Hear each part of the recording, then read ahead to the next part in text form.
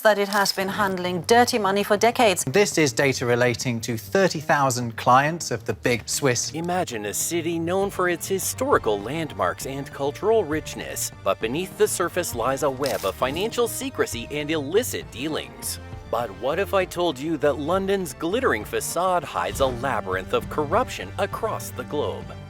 According to a recent video investigation by the Financial Times, FT, there is no doubt that London is the world's center for dirty money.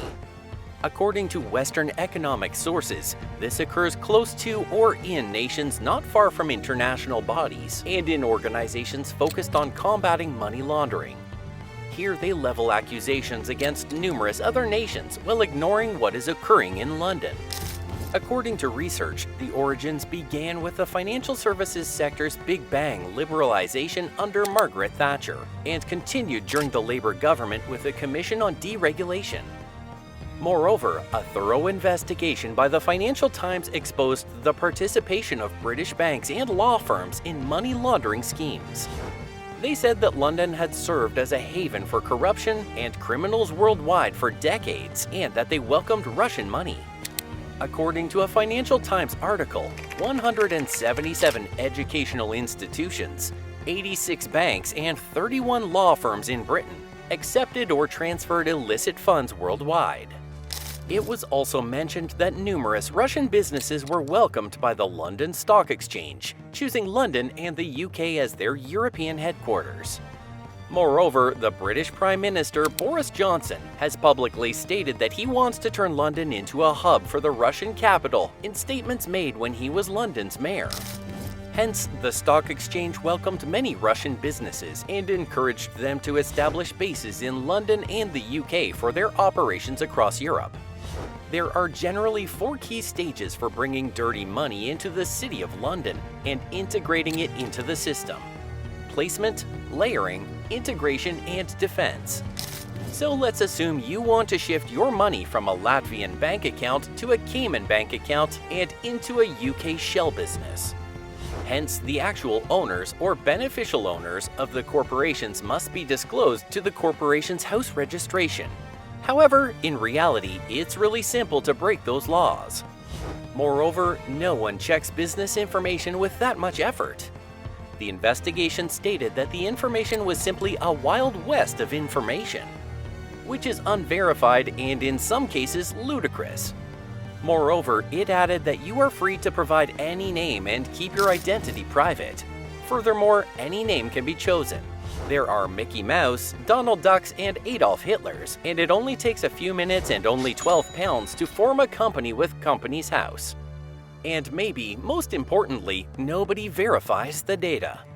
So suppose you are starting your brand and options are provided for not disclosing your identity. What will be the name of your brand?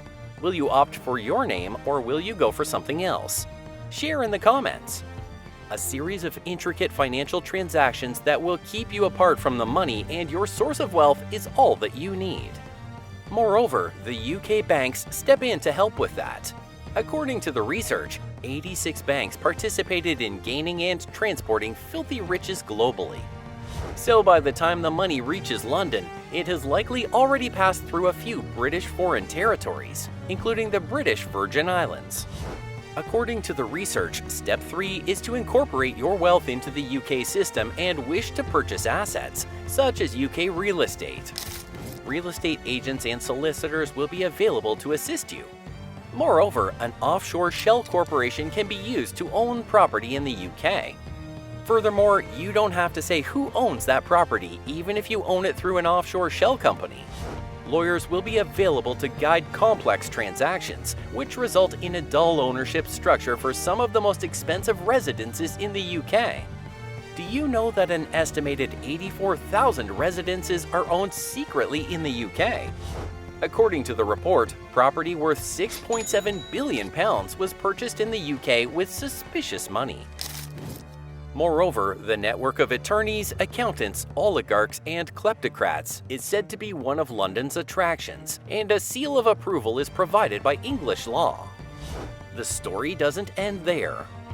For anti-money laundering infractions, Santander UK was penalised £108 million.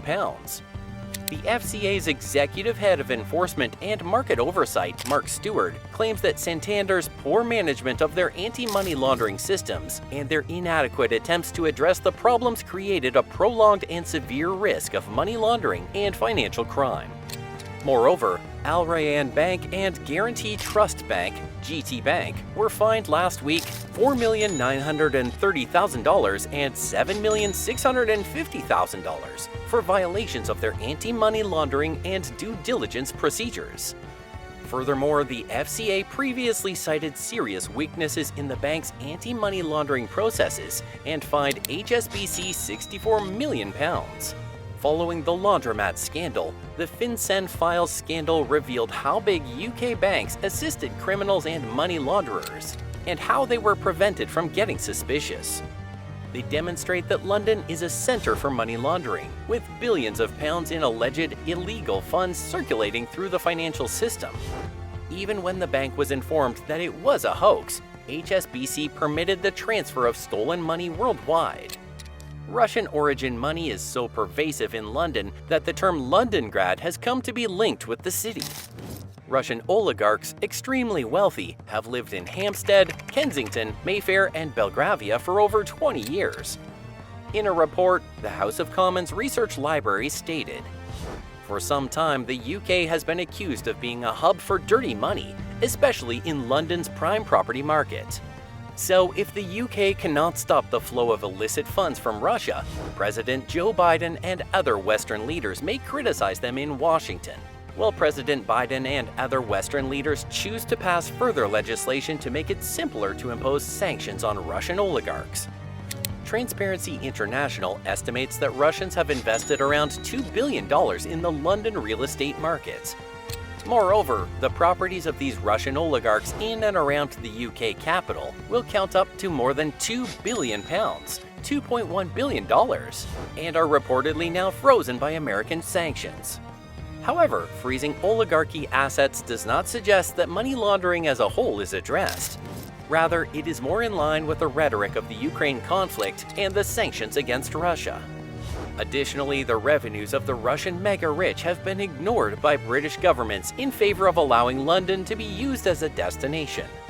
There you have it, an eye-opening glimpse into why London has earned the unsettling nickname of the dirty money capital.